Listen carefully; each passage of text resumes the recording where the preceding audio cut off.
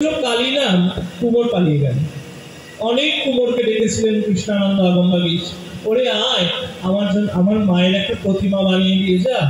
কেউ আসেনি বানাতে, কেউ বানাতে আসেনি। অবশেষে কোনো উপায় না দেখে কৃষ্ণানন্দ আগমবাগীশ জয় মা বলে নিজেই মায়ের প্রতিমা তৈরি করা শুরু করলেন। সেই করতে করতে মায়ের দিগম্বরী প্রতিমা তিনি জগতের কাছে প্রকাশ করলেন। পরবর্তীকালে তার শিষ্য রামপ্রসাদ সেন তিনি এলেন, বসন্তর মা এই গানটা গাইতে গাইতে মাকে ছোট্ট করে সুন্দর করে কাপড় পরিয়ে দিলেন। বলছে, মা হয়ে বালকের কাছে উলঙ্গ কেমনে? আমরা আমাদের ঘরের মাকে কি বিবর্ষণা দেখতে পারবো? পারবো না তো। তুই তো জগতের মা, তুই কি কাপড় না পরলে ভালো লাগে? তোকে কাপড় না পরলে ভালো লাগে রে? সেই বিশাল আকৃতি মাকে ছোট্ট করে সুন্দর করে কাপড় পরিয়ে এখন আমরা ঘরের মেয়ে করে রেখে দিই। যখন বাড়িতে পুজো হয় ডেকে ডেকে আনি, আয় মা, বস মা, বরণ করি, সন্দেশ খাওয়াই, আবার পুজোর পরে কি করি? দুম করে জলে ফেলে দিস, তাই না? তোমাদের মত কি জানি না, শাস্ত্রেও আছে বিসর্জন দেওয়ার মত, কিন্তু আমার পছন্দ হয় না। আমার পছন্দ হয় না। এত আদর করলাম, এত যত্ন করলাম, করে নিয়ে এসে বাড়িতে রাখলাম, পুজো করলাম, পুজোর পরে ধুম করে নিয়ে গিয়ে জলে ফেলে দিয়ে এলাম। আমার পছন্দ হয় না।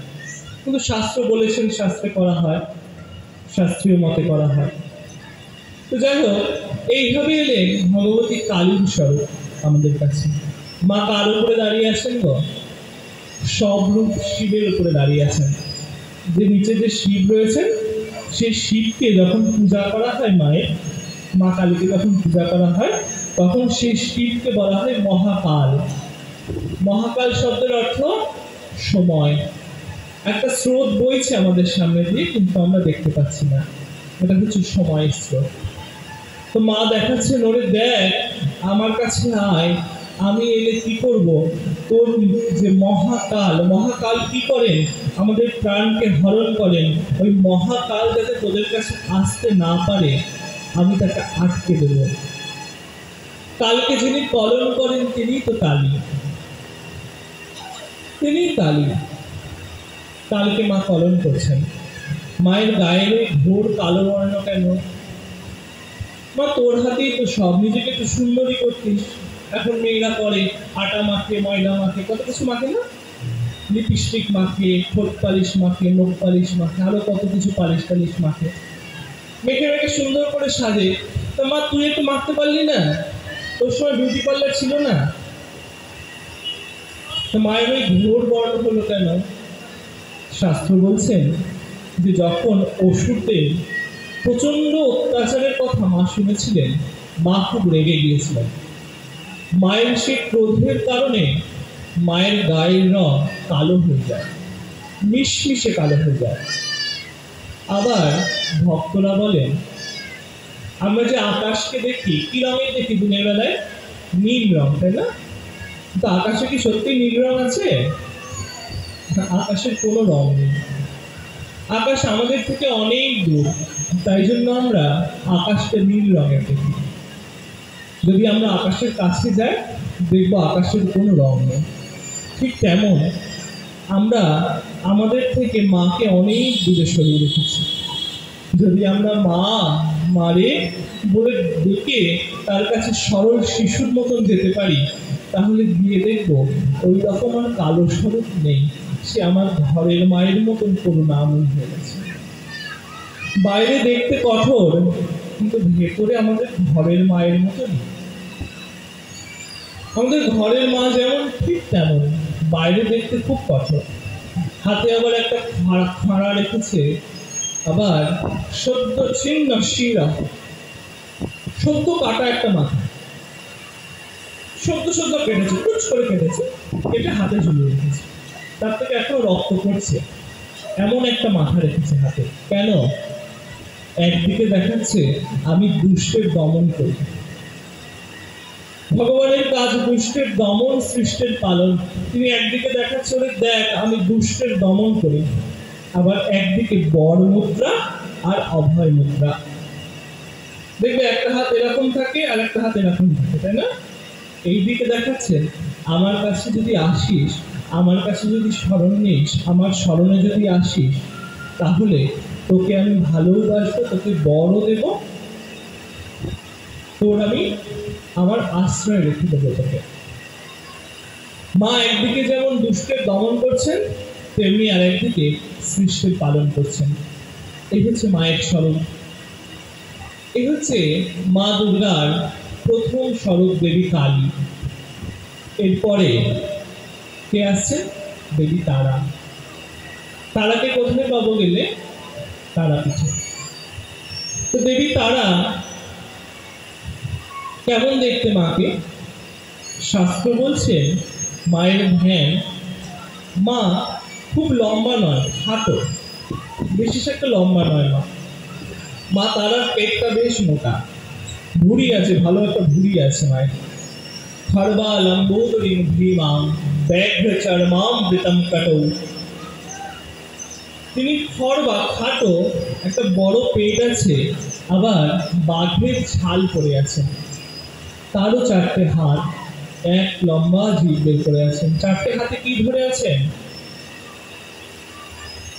কি ধরে আছেন চারটে হাতে? ধরে আছেন নীল রঙের পদ্ম, একটা কি বলে তাকে, করটি, মাথার খুলি, আর একটা ধরে আছেন কাইচি, আর একটা ধরে আছেন কাটারি। খড়গ নয় কিন্তু, কাটারি। তা মা ধরে আছেন। মা এই স্বরূপটা ধারণ করেছিলেন কখন জানো? যখন সমুদ্র মন্থন হয়েছিল। সমুদ্র মন্থন হওয়ার সময় প্রথম কি উঠেছিল? তীব্র কালকূটের বিষ উঠেছিল প্রথমে। সেই কালকূটের বিষ, হলাহলের বিষ, হরে কৃষ্ণ, হলাহল বিষ, কালকূট না, হলাহল বিষ প্রথম উঠল। সেই হলাহল বিষ যখন উঠল, উঠে এই জগৎ সংসারকে পুড়িয়ে দিতে শুরু করলো, তখন কি হলো? সমস্ত দেবতারা ত্রাহি ত্রাহি করলেন, এই জগৎ সংসার তো ধ্বংস হয়ে যাবে, কে রক্ষা করবে জগৎ সংসারকে? এই করতে করতে অবশেষে ডাকা হলো ভোলানাথকে। ভোলানাথ কি করলেন? এসে শঙ্খ পাত্রের মধ্যে সে তীব্র হলাহল বিষ ধারণ করলেন। শঙ্খ পাত্রের মধ্যে ধারণ করলেন, ধারণ করে নিজে পান করে নিলেন। কেন পান করলেন? এক, জগৎ সংসারকে রক্ষা করতে হবে, পান তো করলেন, কিন্তু পেটে পড়লেন না, নিজের কণ্ঠে আটকে রেখে দিলেন, এইটুকুর মধ্যে আটকে রাখলেন। কেন না, এর নিচে যদি নামায় তাহলে ভোলানাথ ভাবছেন যে আমার হৃদয়ে যে গোবিন্দ বসে আছেন, যে রঘুপতি বসে আছেন, যে বৃন্দাবনেশ্বর বসে আছেন, এই বীজ যদি তার গায়ে লাগে তাহলে তার সারা গায়ে জ্বালা হবে। তাই তখন ভোলানাথ কি করলেন? নিজের কণ্ঠে বিষটা ধারণ করলেন। বিষ ধারণ করে তিনি ছটফট ছটফট শুরু করলেন। ছটফট ছটফট করছেন, কাতরাচ্ছেন। এমন সময় ভগবতী মা দুর্গা তারারূপ ধারণ করলেন। তারারূপ ধারণ করে এসে ভোলানাথকে শিশুর মতো নিজে কোলে বসিয়ে নিজের স্তনের অমৃত পান করালেন। নিজের স্তনের অমৃত পান করালেন। পান করা মাত্র ভোলানাথের কি হলো? ভোলানাথের সমস্ত বিষের জ্বালা দূরীভূত হয়ে গেল। সমস্ত বিষের জ্বালা দূরীভূত হয়ে গেল। এই যে মা কালী, তারপরে ধরেন মা তারা, এরপরে কি আসছেন? মা ত্রিপুরা সুন্দরী। ত্রিপুরা সুন্দরী কি করলেন? এক সময় এই জগৎ সংসারে এক অসুরের সৃষ্টি হয়েছিল। যে অসুর তপস্যা করে ব্রহ্মার কাছ থেকে বর চেয়েছিল যে, হে ব্রহ্মদেব, আপনি আমায় বর দিন। কি বর? যে না, আমাকে এই জগৎ সংসারে কোনো পুরুষ কোনো অস্ত্র দ্বারা বধ করতে পারবে না, কোনো অস্ত্র দিয়ে আমায় বধ করতে পারবে না। হে ভোলানাথ, হে ব্রহ্মদেব, আপনি আমায় বর দিন। ব্রহ্মদেব তথাস্তু বললেন, তথাস্তু বলে বর দিলেন। দেওয়ার পর সেই অসুর কি করল, সমস্ত জগৎ সংসারকে অতিষ্ঠ করে তুলল। জগৎ সংসারে ত্রাহি ত্রাহি উঠল। ওঠা মাত্র সবাই ভগবতী দুর্গার শরণাপন্ন হলেন। দুর্গাকে বলছেন, হে দেবী, আপনি কৃপা করুন, এই দুর্ধর্ষ দস্যুকে বধ না করতে পারলে এই জগৎ সংসার ধ্বংস হয়ে যাবে। তখন মা এলেন, এসে 16 বছর বয়সী এক রূপ ধারণ করলেন। 16 বছর বয়সী রূপ ধারণ করলেন কেন? শাস্ত্রে মাকে সব জায়গায় বলা হচ্ছে ষোড়শী। ষোড়শী শব্দের অর্থ 16 বছর বয়স। সব জায়গায় বলা হচ্ছে তুমি ষোড়শী। তাই জন্যে মাকে বলা হচ্ছে, মাকে বলছে, মা তুমি এসে এসে অসুরকে বধ করো। যথারীতি মা এলেন, এসে অসুরের সাথে যুদ্ধ শুরু করলেন। অসুরের উপরে যত অস্ত্রেরই প্রয়োগ হচ্ছে, প্রত্যেকটা অস্ত্র বিফলে চলে যাচ্ছে, কোনো অস্ত্র কাজে দিচ্ছে না। এমন সময় ব্রহ্মদেব এলেন, এসে বলছেন, হে ভগবতী, হে ভগবতী, আপনি অস্ত্র প্রয়োগ আর করবেন না, কারণ এই অসুর কোনো অস্ত্রের আঘাতে মরবে না। আপনি এই ইক্ষুদণ্ডটি নিন, এই ইক্ষুদণ্ড দিয়ে অসুরের উপরে প্রহার করুন, অসুর মারা যাবে। ইক্ষুদণ্ড কি গো? ইক্ষুদণ্ড মানে হচ্ছে আঁখ। আঁখ দিয়ে সেই অসুরের মাথার উপরে এক বাড়ি মারলেন, সেই বাড়ি খেয়ে অসুর হরিবোল হয়ে গেল। তো মায়ের এরকম বিভিন্ন স্বরূপের বিভিন্ন কথা। এইভাবে মায়ের আর একটা স্বরূপ আসছে ভৈরবী। ভৈরবী স্বরূপে মায়ের জগৎ সংসারকে, জগতের যত পাপ, যত অনাচার, যত অবিচার, সমস্ত পাপের বিচার করলেন। সেই পাপগুলো যারা যারা পাপী আর যারা যারা পুণ্যবান, পাপীদেরকে শাস্তি আর পুণ্যবানদেরকে সেই পুণ্যে যথাযথ ফল মা দান করলেন। এরপরে মায়ের আর একটা স্বরূপ আছে ভুবনেশ্বরী। যে ভুবনেশ্বরীর নাম অনুযায়ী উড়িষ্যায় একটা শহর আছে ভুবনেশ্বর।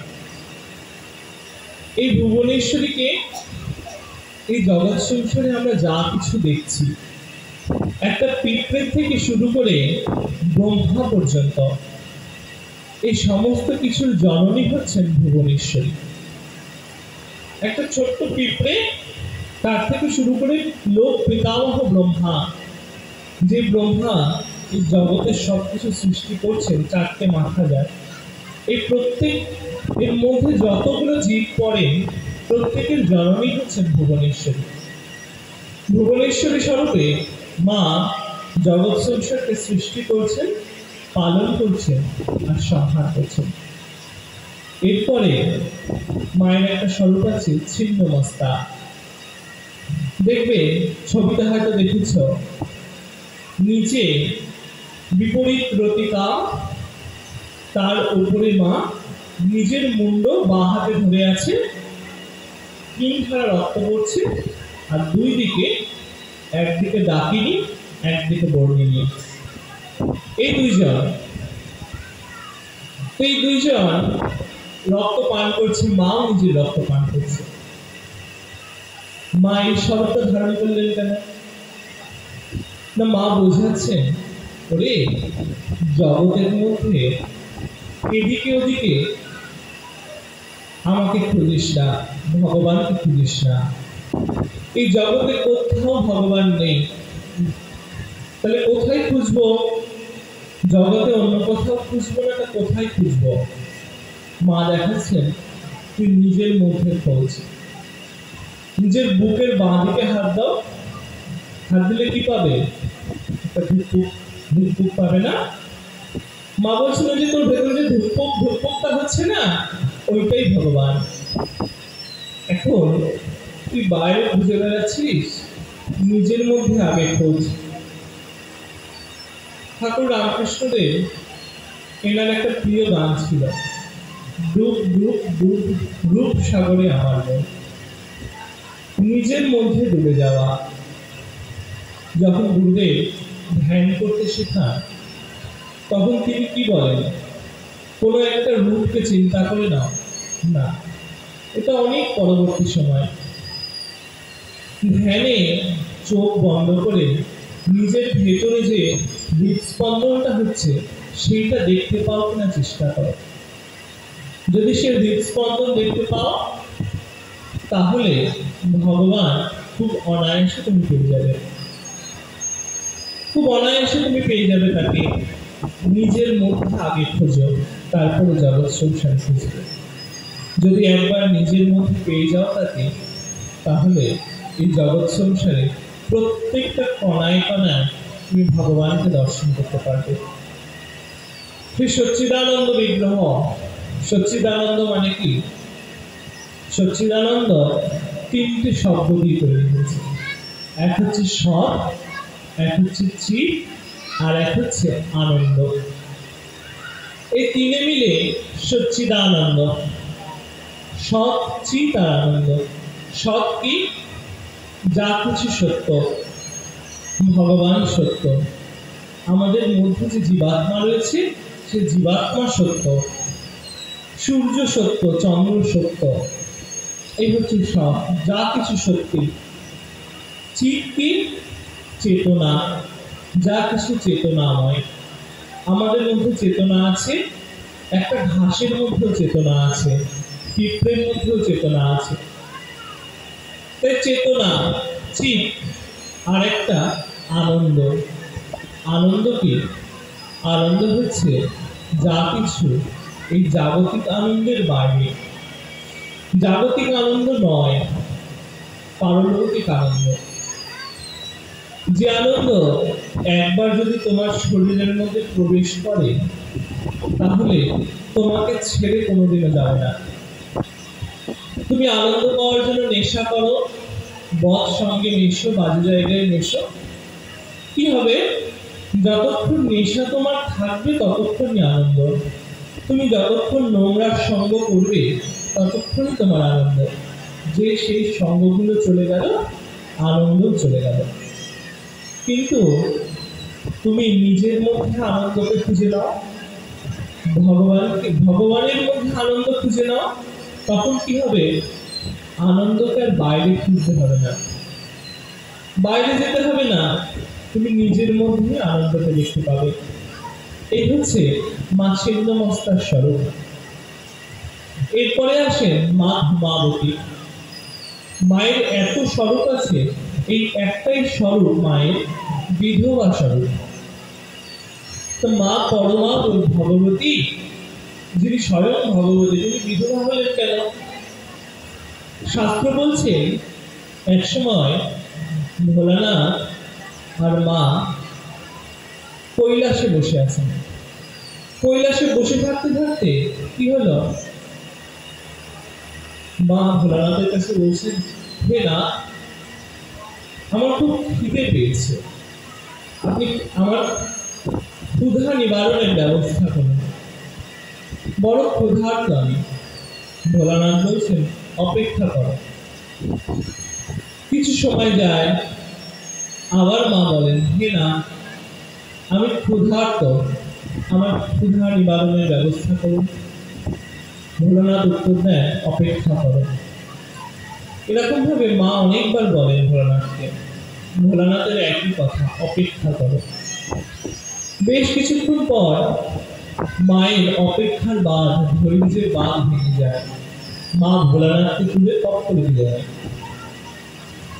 ভোলানাথকে তুলে নেয়, তুলে টপ করে দিয়ে নেয়। তোমরা ওষুধ খাও না, ওষুধ খাওয়ার মতন টপ করে দিয়ে। এবার ভোলানাথকে গিলে নেওয়া মাত্র মায়ের সর্বাঙ্গ ধোঁয়ায় ঢেকে গেল। ধোঁয়ায় ঢেকে গিয়ে সেই ধোঁয়ার মাধ্যমে ভোলানাথ মায়ের শরীর থেকে বাইরে বেরিয়ে গেলেন। আমাদের শরীরে দেখবে রোমকূপ আছে, ঠিক মায়ের শরীরেও ওরকম রোমকূপ আছে। সেই রোমকূপ দিয়ে ভোলানাথ বাইরে বেরিয়ে গেলেন এবং মায়ের যে সুন্দর স্বরূপটা, ওই সুন্দর স্বরূপটা হয়ে গেল একটা বিধবা স্বরূপ। মায়ের যে সুন্দর চেহারা, দেখতে 16 বছরের একটা বাচ্চা মেয়ের মতন লাগে, কিন্তু ভোলানাথ যখন বেরিয়ে গেলেন ওইভাবে, মা তখন কি হয়ে গেল, একদম থুরথুরি বুড়ি হয়ে গেল। মায়ের চোখগুলো একদম ভেতরে ঢুকে গেল, আর গায়ে দেখো না কি সুন্দর লাল রঙের কাপড় পরে, গায়ে লাল রঙের কাপড়টা চলে গেল, মায়ের গায়ে চলে এলো একটা সাদা রঙের থান, অপরিষ্কার, পরিষ্কার নয়। ভোলানাথ এই স্বরূপকে, মায়ের এই স্বরূপটাকে অভিশাপ দিলেন যে তুমি আমাকে গিলে নিয়েছ, তোমার এই স্বরূপটা বিধবা স্বরূপ হিসাবে প্রসিদ্ধ হবে জগতে, তোমার এই স্বরূপের নাম হবে ধূমাবতী। মায়ের এই স্বরূপের নাম হলো ধূমাবতী। মা কাক, চতুর্দিকে কাক, মা ধূমাবতী চতুর্দিকে কাক ঘুরে বেড়ায়, কা কা করে ডাকে। আর মা একটা রথের উপরে বসে আছেন, সেই রথের চূড়ায় একটা সাদা রঙের পতাকা, যে পতাকায় কাকের ছবি আঁকা আছে। মায়ের ভীষণ ক্ষুধা আর তৃষ্ণা, ক্ষুধার্ত হয়ে তৃষ্ণার্ত হয়ে মা ঘুরে বেড়ায়। মায়ের হাতে একটা কুলো আছে, দেখেছো এরকম ছবি কোনোদিন? দেখো নি? বাড়িতে গুগলে সার্চ করবে ধূমাবতী বলে, দেখবে মায়ের স্বরূপটা। তো মায়ের হাতে একটা কুলো আছে, মাকে দেখতে খুব ভয়ঙ্কর। মা চতুর্দিকে ঘুরে বেড়াচ্ছেন খাবারের সন্ধানে, কিন্তু খাবার পাচ্ছেন না। যেটুকুও বা পাচ্ছেন সেটুকুতে মায়ের খিদে মিটছে না, ক্ষুধা মিটছে না মায়ের। মায়ের হাতে যে কুলোটা আছে, সেই কুলো দিয়ে মা বীজ মন্ত্র ঝাড়েন। কি বীজ মন্ত্র মা? আমরা জগতে যত বীজ মন্ত্র দেখি, আমরা সবাই দীক্ষিত। এবার দীক্ষার একটা বীজ মন্ত্র হয়, এক এক দেবতার এক একটা বীজ মন্ত্র হয়। যেমন গণেশের বীজ মন্ত্র হচ্ছে গাম, গয় আকার অনস্বর গাম। এরকম জগতে অনেক দেবতা আছেন, অনেক দেবী আছেন, তাদের এক একটা বীজ আছেন। সেই বীজ মন্ত্রগুলোকে মা কুলো দিয়ে ঝেড়ে দেন, কুলো দিয়ে বাতাস করে পরিষ্কার করে দেন। যে বীজ মন্ত্রের যদি কেউ সাধনা করে, তাহলে এই বীজ মন্ত্রের যা গুণ, যা শক্তি, সেই সাধক যেন সম্পূর্ণটা পায়। মা সেই চেষ্টা করেন, সেই চেষ্টা করে বীজ মন্ত্রগুলো ছেড়ে দেন। যদি একবার মা ধূমাবতীর কৃপা হয়, যদি একবার তার কৃপা হয়, তাহলে কি হয় জানো? মা ধূমাবতী তাকে জগতের প্রসিদ্ধ ব্যক্তি করে দেয়। মায়ের কৃপায় সে জগতের উচ্চতম স্থানে পরিবেশন করে। এরপরে আসছে মায়ের আরেকটা স্বরূপ, মা বগলামুখী। মা বগলামুখী রূপ ধারণ করলি কেন? এক সময় আরো একটা অসুর এলো, সে অসুরটার নাম হচ্ছে ভণ্ডাসুর। আমি যেমন একটা ভণ্ড, ঠিক এইরকমই এক অসুর এলো, যার নাম ভণ্ডাসুর। এবার এই ভণ্ডাসুর এটাও ব্রহ্মা তপস্যা করলো, তপস্যা করে দুটো বর চেয়ে নিল ব্রহ্মার কাছে। কি না, একটা হচ্ছে আমি এই মহা জগৎকে ধ্বংস করে দেওয়ার মতন ঝড় উৎপন্ন করতে পারবো, আর আমি মুখে যেটা বলবো সেটাই সত্যি হবে। এটা হচ্ছে বাক সিদ্ধি, আমি মুখে যেটা বলবো সেটাই সত্যি হবে। ব্রহ্মা তো বললেন তব তথাস্তু। এমন সময় সেই বেটা অসুর কি করলো গো? সমস্ত জগৎকে ধ্বংস করে দেওয়ার জন্য একটা মহাজাগতিক মহাকাশে একটা প্রবল ঝড়ের সৃষ্টি করলো। সেই ঝড় ঘুরতে ঘুরতে ঘুরতে ঘুরতে আমাদের সৌরজগতে যতগুলো গ্রহ আছে, প্রত্যেকটা গ্রহকে নাড়িয়ে দিতে লাগলো।